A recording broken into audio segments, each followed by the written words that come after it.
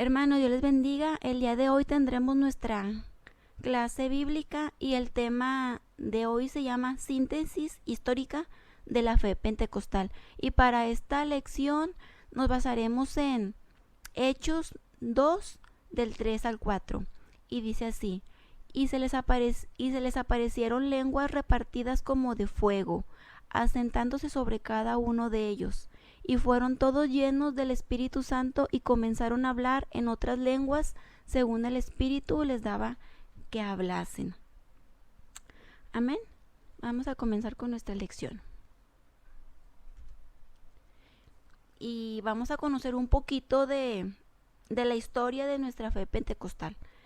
Y para introducción vamos a comenzar así. A finales del siglo XIX, la Iglesia de Cristo experimentó una gran sed espiritual y de diferentes denominaciones se formaron grupos de oración.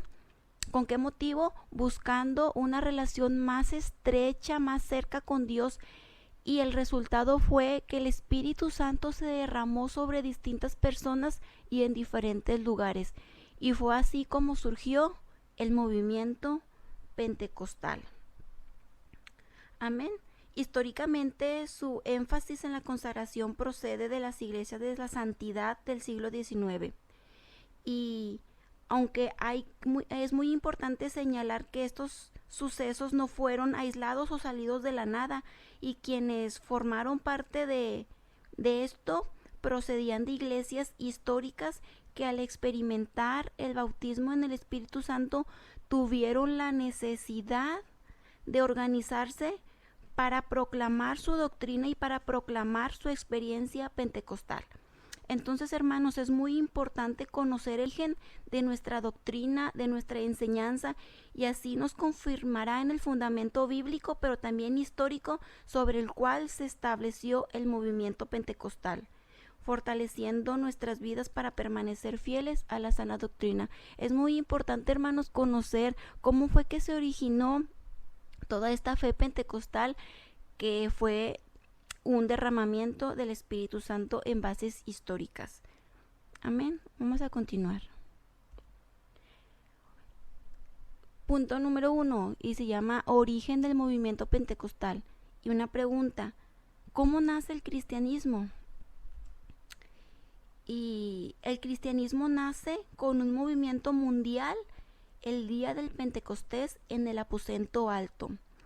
Dice, cuando el Espíritu Santo bautizó a los primeros creyentes, y lo vemos en Hechos 2 del 1 al 4, la promesa hecha por Dios a través del profeta Joel se cumplió 50 días después de la resurrección de Jesús y 10 días después de que ascendió al cielo.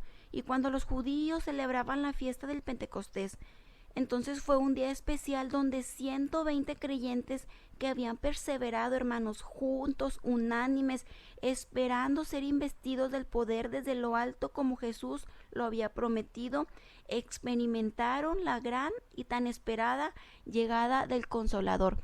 Y esto lo podemos ver, hermanos, en bases bíblicas, cuando esos 120 creyentes estaban todos en el aposento alto, estaban unidos, orando juntos en un mismo espíritu, buscando la llenura del Espíritu Santo. Y fue allí, hermano, en santidad, en unión, en un mismo espíritu, donde el Espíritu Santo descendió y se derramó sobre todos los que estaban en aquel lugar. En esta primera ocasión, los 120 creyentes hablaron en lenguas que ellos nunca habían aprendido ni tampoco entendían. Pero los extranjeros, las personas que no eran de allí, que visitaban Jerusalén, porque recordemos que era la fiesta, sabían lo que decían en su propia lengua. Y toda la gente, la multitud que presenció todo este suceso, decían que estaban confundidos, no comprendían lo que pasaba, y unos pensaban que estaban ebrios y otros se burlaban. Pero ahí fue cuando Pedro se levantó y predicó su primer mensaje haciendo una declaración de lo que venía anunciándose desde el Antiguo Testamento, aplicándolo a Cristo, y también haciendo un llamado al arrepentimiento de pecados, al bautismo en agua y a recibir, hermanos, el don del Espíritu Santo. Y de esto lo vemos en Hechos 2, del 1 hasta el 38. Amén. Entonces todo este suceso del derramamiento del Espíritu Santo, el hablar en otras lenguas, en ser investidos con poder desde lo alto, no salió de la nada, fue una promesa hecha por Jesucristo para que los cristianos, los creyentes, se reunieran unidos en oración en un mismo espíritu. Así se derramó el Espíritu Santo y tenemos nuestras bases bíblicas. Amén. Continuamos. Pero mucho tiempo después se vivió un nuevo avivamiento, y esto es a finales del siglo XIX y a principios del siglo XX, en un instituto bíblico, hermanos, de Bethel de Topeka, en Kansas, Estados Unidos. El Espíritu Santo bautizó a una estudiante y después a otros alumnos más. Amén. Y pequeños grupos de creyentes de este avivamiento se esparcieron por Kansas, por Oklahoma, por Texas. Pero también, hermanos, había un hombre que se llamaba William Seymour, y él fue testigo de ese avivamiento, y él viajó a Los Ángeles y junto con su ministerio contribuyó a un avivamiento mundial en el mover del Espíritu Santo. Y recordemos, hermanos, que como dijimos al principio, fue una época donde hubo una sede espiritual y varios grupos se juntaron para tener una relación más cercana con Dios. Y el resultado de esa unión, de ese mismo espíritu, fue el derramamiento del Espíritu Santo, y fue un nuevo avivamiento a finales del siglo XIX.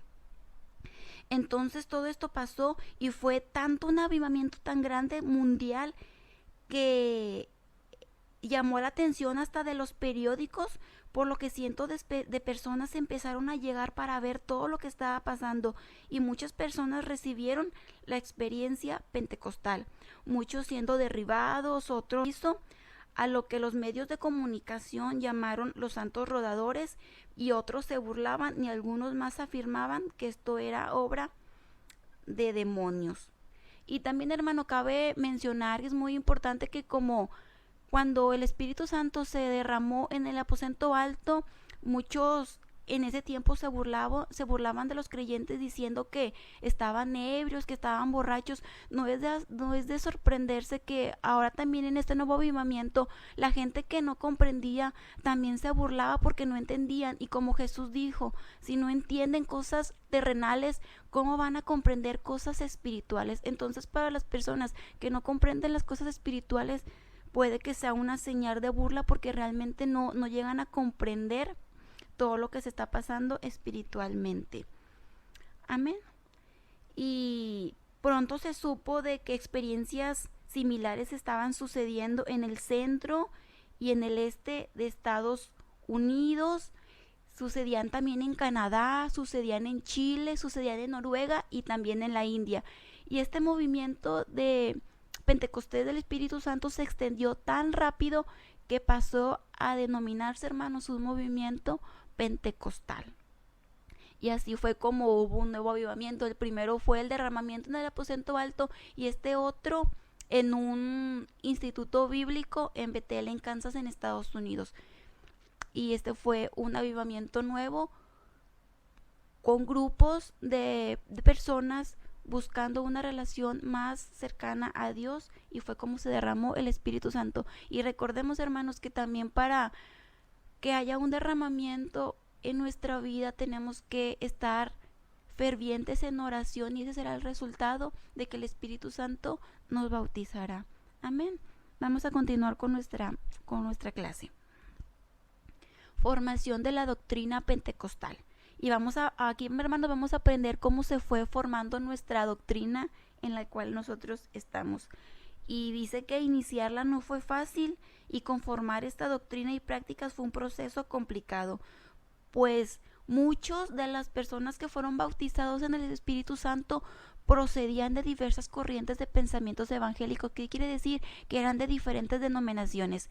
Y el avivamiento al inicio fue entre iglesias metodistas, iglesias bautistas y de corte anglicano. Pero es bien importante, hermanos, señalar esto, que las personas que eran bautizados con el Espíritu Santo eran separados del grupo de creyentes porque se declaraban que eran pentecostales. Es muy importante esto, hermano. Entonces, la necesidad de establecer vínculos de unidad entre los grupos pentecostales y el temor de que formaran organizaciones rígidas provocó que pues al principio, como mencionamos, que eran separados. Al principio se buscaban bases bíblicas para que pues todos estuvieran en comunión, todos estuvieran trabajando y también hicieran actividades a favor del reino de Cristo. Recuerden que los que se declaraban pentecostales eran separados del resto de los creyentes, pero después pues dijeron, no, pues vamos a vivir todos en comunión. Pero poco a poco, hermanos, conforme pasaba el tiempo, esto fue derivando en una defensa mayor de la doctrina. Las personas que se proclamaban pentecostales empezaron a defender su experiencia pentecostal y a defender su doctrina. Y ya no solamente era pentecostal, sino toda ortodoxia. ¿Qué quiere decir? Que estuvieran conforme a los principios de esa doctrina. Lo que a su vez también los llevó a estos creyentes a la necesidad de formar una estructura organizacional donde tienen origen las primeras denominaciones pentecostales, como las asambleas de Dios fundadas en Estados Unidos en 1914. Hermanos, es muy importante que nosotros conozcamos cómo fue que se dio el origen de nuestra denominación pentecostal, de que nosotros creemos en el Espíritu Santo, en las experiencias que hemos tenido con el Espíritu Santo, y que al principio pues todos eran diferentes grupos de creyentes con diferentes denominaciones, pero el Espíritu Santo los bautizó y esas personas tuvieron la necesidad de proclamar su fe pentecostal, y fue como se originó estas denominaciones como las asambleas de Dios que se fundaron en ese año, y así fue como se originó nuestras asambleas de Dios. Amén. Vamos a continuar. Y las bases bíblicas de la declaración de la fe pentecostal, y son 4 columnas fundamentales que sostienen esta fe, nuestra fe pentecostal. Y una es: Cristo salva, Cristo bautiza en el Espíritu Santo, Cristo sana y Cristo viene pronto. Y vamos a verlas paso a paso, una por una. Y número 1 es: Cristo salva, y creemos en la salvación como un don de la gracia divina que es obtenida únicamente a través del sacrificio de Cristo, el cual recibimos por la fe. Y lo vemos en Hechos 4:12,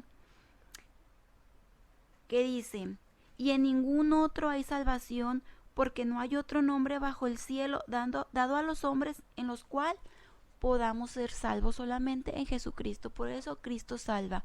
Número 2, Cristo bautiza en el Espíritu Santo. Y es bien importante, hermanos, recalcar que esta doctrina, esta enseñanza es distintiva del pentecostalismo. Es el bautismo en el Espíritu Santo. Es una promesa de Dios hecha realidad para nuestros días también, la cual se hace evidente en la señal, en la primera y en la inicial, visible, el hablar en lenguas desde el aposento alto. Y esta doctrina también incluye la manifestación del Espíritu como señales, como prodigios, como milagros y como los dones del Espíritu Santo que son para la edificación de la iglesia. Y eso lo vemos en Corintios capítulo 12, del 4 al 11. Y pues para dar un resumen es que hay diversidad de dones, pero que dice la Escritura que el Espíritu es el mismo. Hay muchos ministerios, pero el Señor es el mismo. Hay diversidad de operaciones, pero Dios es el mismo. Y también todo esto es por el Espíritu Santo, que por el Espíritu También es dada palabra de sabiduría y otra palabra de ciencia. También por la fe es dado del Espíritu Santo, los dones de la sanidad también por el Espíritu Santo, el de hacer milagros, el de la profecía, el del discernimiento de espíritu, el de diversos géneros de lenguas y también el de la interpretación de lenguas. Pero todas las cosas, hermanos, es el mismo Espíritu repartiendo a cada uno en particular como Él quiere, como el Espíritu Santo quiere. Entonces, como dijimos, señales, milagros, prodigios y los dones del Espíritu Santo, que eso es bien importante. ¿Para qué? ¿Con qué propósito son dados? Para la edificación de la iglesia, del cuerpo de Cristo. Amén. Vamos a continuar. Cristo sana. Otra doctrina, hermanos, distintiva es la sanidad, y no se refiere necesariamente a los recursos médicos, sino como una promesa de Jesús. Y esta la vemos en Marcos 16:18, y dice: si bebieren cosa mortífera no les hará daño, y sobre los enfermos podrán sus manos y sanarán. También es como el resultado del sacrificio de nuestro Señor Jesús en la cruz, y lo vemos en Isaías 53, 4 y 5. Y dice así, hermanos, en Isaías 4 y 5 dice: ciertamente llevó Jesús nuestras enfermedades y sufrió nuestros dolores, y nosotros le tuvimos por azotado, por herido de Dios y por abatido.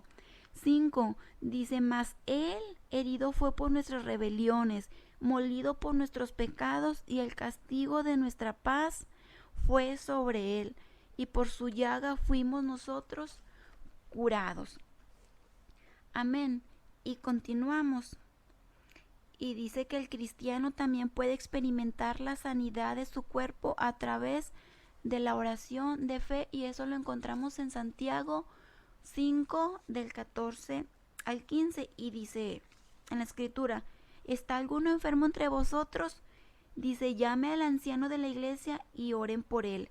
Y sigue diciendo: la oración de fe sanará al enfermo y el Señor lo levantará. Entonces es bien importante, hermanos, que Jesús sana. Continuamos. Cristo viene, y dice que esta enseñanza se centra en el pronto regreso de Jesús.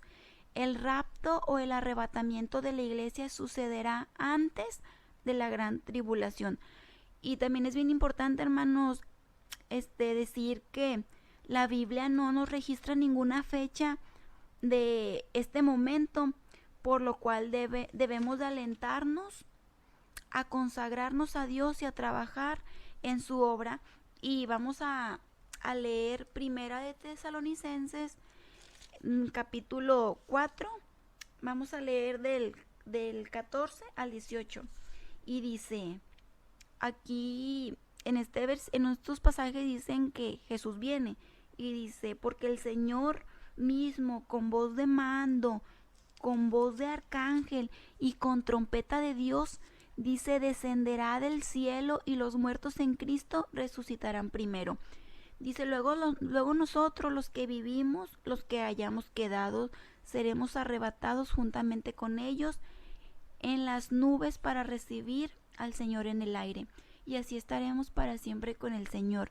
Por lo tanto, alentaos los unos a los otros con estas palabras. Jesús viene, hermanos, así que hay que estarnos alentando unos a los otros y consagrándonos al Señor, porque el Señor regresa. Ni en qué momento, pero lo que sí sabemos es que debemos de estar preparados para su regreso, estar con nuestras vestiduras blancas. Amén. Vamos a continuar. Y Asambleas de Dios tiene 16 puntos doctrinales en su declaración de fe, y describen perfectamente esta doctrina, y aquí vamos a ver la declaración de fe de las Asambleas de Dios. Amén. Y son 16 puntos, son 16 enseñanzas. Y vamos a ver el punto número 1, que dice la inspiración de las Escrituras, y creemos que la Biblia es la palabra de Dios. y es nuestra única regla infalible de fe y de conducta por haber sido inspirada por el Espíritu Santo. Número 2. Dios, que es Dios único y verdadero, y creemos que hay un solo Dios verdadero que se ha revelado como el creador de todas las cosas y que existe eternamente. Amén. 3. El hombre, su caída y su redención y esperanza, y creemos que el hombre fue creado por Dios en el estado de inocencia, pero a consecuencia de la desobediencia adquirió una naturaleza pecaminosa y quedó sujeto a la condenación. 4. La salvación. Y creemos que la salvación se obtiene cuando el hombre se arrepiente de sus pecados y acepta por la fe el perdón de Dios ofrecido a través de su Hijo Jesucristo. Y también el Espíritu Santo le da la seguridad de que ha sido hecho hijo de Dios, y a partir de ese momento el hombre es salvo y debe de vivir una vida nueva, recta y en santidad. 5. La santificación. Y creemos que la santificación es un estado de gracia en la cual entra el creyente al aceptar a Cristo, y esto implica que se debe de separar del mundo y consagrarse completamente a Dios, procurando vivir en un estado de pureza moral mediante la ayuda diaria del Espíritu Santo. 6. El bautismo en el Espíritu Santo. Y creemos que el bautismo en el Espíritu Santo es una experiencia espiritual diferente a la salvación, y posteriormente es un nuevo nacimiento en Cristo. Y pues estas manifestaciones al recibir el Espíritu Santo es el hablar en otras lenguas, pero no por nuestro propio impulso, sino bajo la dirección del Espíritu Santo, y también es dado para capacitar al creyente a cumplir la gran comisión. 7. La sanidad divina. Y creemos en la sanidad divina y que esta sanidad se recibe por la fe con base en el sacrificio de nuestro Señor Jesucristo. 8. La iglesia. Y creemos que la iglesia es el cuerpo espiritual de Cristo. Está compuesta por cada uno de nosotros los creyentes, nacido en el Espíritu y cuyo nombre está escrito en el libro de la vida. Y también el propósito de la iglesia es adorar a Dios, a evangelizar al mundo, a edificar a los fieles y a llevar a cabo la obra social. Y también es llamado, hermano, nosotros como creyentes, como iglesia, somos llamados a servir, a testificar, a interceder y a contribuir, aunque también ha sido provistos un llamamiento específico. Cada uno de nosotros hemos sido llamados por el Señor con un propósito. Amén. La 9. Mayordomía financiera. Y creemos que la mayordomía financiera es deber y es un privilegio de todos los cristianos que como fieles mayordomos de Cristo contribuyen al sostenimiento y extensión de la obra con sus ofrendas, con sus primicias y con los diezmos. 10. El arrebatamiento de la iglesia. Y creemos que el arrebatamiento de la iglesia ocurrirá cuando Jesús regrese por su pueblo, y en ese momento los que hayan muerto siendo salvos serán resucitados primeros, y aquellos creyentes, los que hayamos quedado y que nos encontremos vivos, si estamos vivos para cuando el Señor regrese, estaremos con Jesús por toda la eternidad. Y todo esto, hermanos, cuando Jesús regrese, el arrebatamiento va a ocurrir en cualquier momento, pero también es bien importante señalar que será antes de la gran tribulación. Nosotros, hermanos, los que fuimos fieles al Señor, no estaremos en la gran tribulación, sino que el Señor vendrá por su pueblo. Amén. La 11. La segunda venida de Cristo y el reino milenial. Y creemos que la segunda de Cristo en gloria será cuando el Señor regrese con sus santos a la tierra para establecer su reino físico y visible por 1000 años. Y este reino milenial traerá también una paz universal y el cumplimiento de las promesas hechas a Israel en el Antiguo Testamento. El 12. el juicio final de los incrédulos, y creemos que el juicio final será para todos los impíos que se rehusaron, que no quisieron aceptar a Jesucristo. Ellos, hermanos, junto con Satanás y los ángeles caídos, serán arrojados al lago de fuego, donde estarán por la eternidad. La 13, cielos nuevos y tierra nueva. Y creemos, hermanos, que habrá cielos nuevos y tierra nueva, donde morará y reinará la justicia, y allí vivirán todos los santos por la eternidad. Ahí es donde vamos a vivir nosotros. Amén. 14, la Santa Cena del Señor. Y creemos que la Santa Cena es un sacramento para la iglesia, en el cual participamos todos los miembros de la congregación que ya fuimos bautizados en agua. Y también, hermanos, es un símbolo de nuestra unión con Cristo, y también es un recordatorio de el sufrimiento, de la muerte de Jesucristo para nuestra salvación. Y también la Santa Cena es un símbolo para que anunciemos y recordemos el pronto regreso de Jesús. Amén. La 15, el bautismo en agua.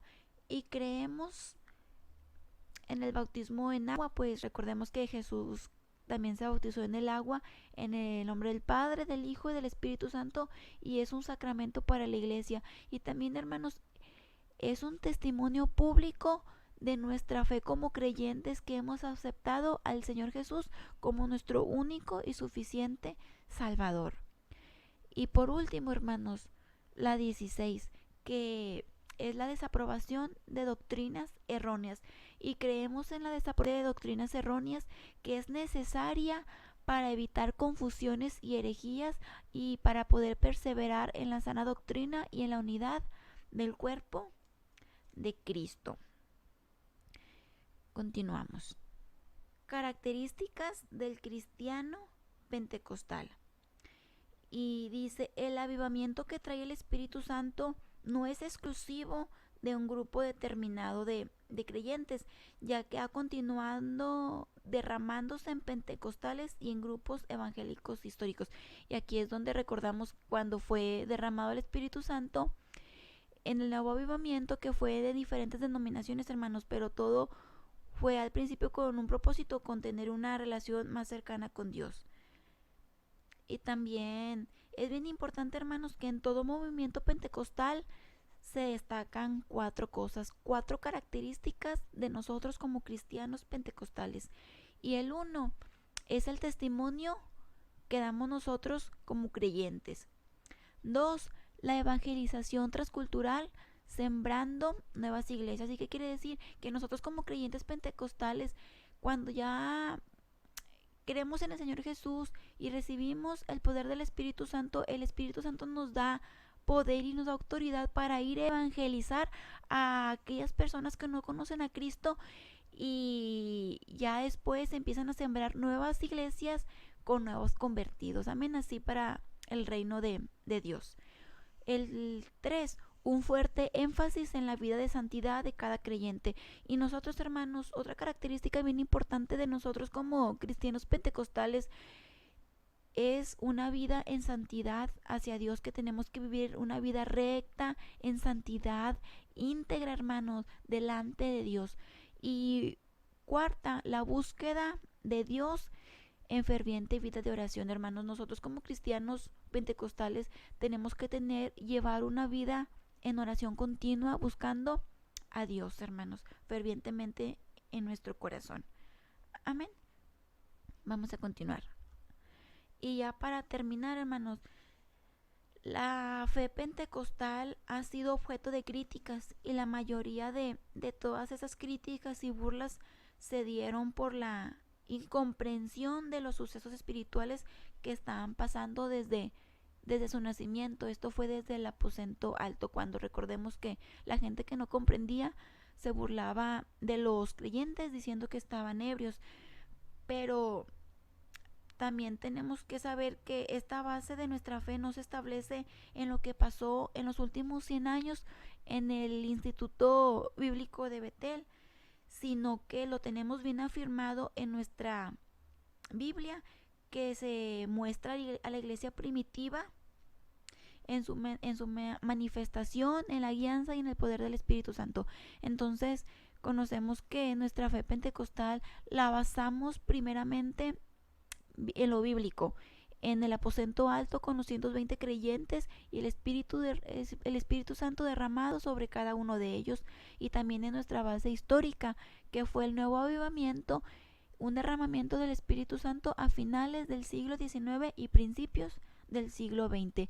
Y ya por último, hermanos, nos corresponde a nosotros como creyentes agradecer a Dios por la oportunidad y por el privilegio de recibir la sana doctrina pentecostal, afirmando nuestra vida sobre sus principios. Y también recordemos, hermanos, que sus principios son principios bíblicos y defendiéndola contra toda herejía, hermanos. Entonces, fue la clase del día de hoy.